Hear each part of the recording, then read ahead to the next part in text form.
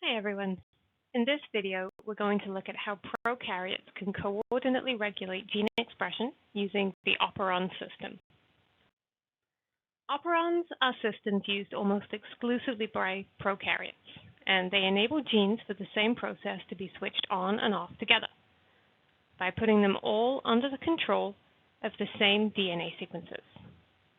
The control region for an operon consists of a promoter, where RNA polymerase will bind to initiate transcription, and an operator, which functions as a DNA-based on-off switch. When the operator is free, RNA polymerase can progress down the operon, leading to transcription and translation of the genes, resulting in the production of a set of proteins or enzymes necessary for a given metabolic pathway. The operon is under the control of a separate repressor gene, which, when transcribed and translated, encodes a protein which can bind to the operator, preventing RNA polymerase from accessing the genes and so halting transcription and subsequent enzyme production. We're going to look at two different examples of operons, the first of which is the lac operon. This encodes the genes necessary for catabolism of lactose. We refer to this as an example of an inducible operon, because under normal resting conditions, the operon is off, but its expression can be turned on or induced. Bacteria, being small, single-celled organisms, need to conserve their available resources as much as possible. And so natural selection has favored those who don't waste energy or matter by doing things like producing unnecessary proteins.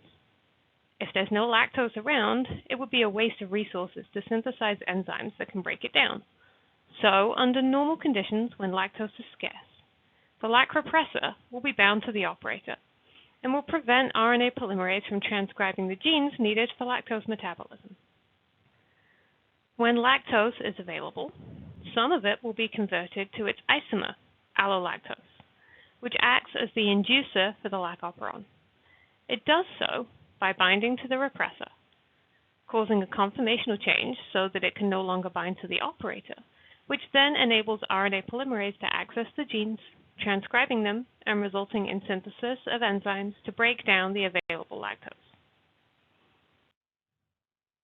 The second type of operon is referred to as a repressible operon, because its expression is usually on, but can be repressed or switched off.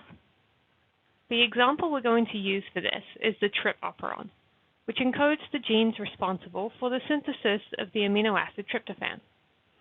Under normal conditions, the trip repressor is not able to bind to the operator, and so transcription and translation can proceed, resulting in production of tryptophan for use by the cell. Tryptophan, the end product of this pathway, is itself an inhibitor of its own expression, so it's a great example of the use of negative feedback in biological systems. In this case, tryptophan acts as a co-repressor, binding to the repressor and causing a conformational change that enables its binding to the operator, blocking the passage of RNA polymerase, and so inhibiting the transcription of the genes.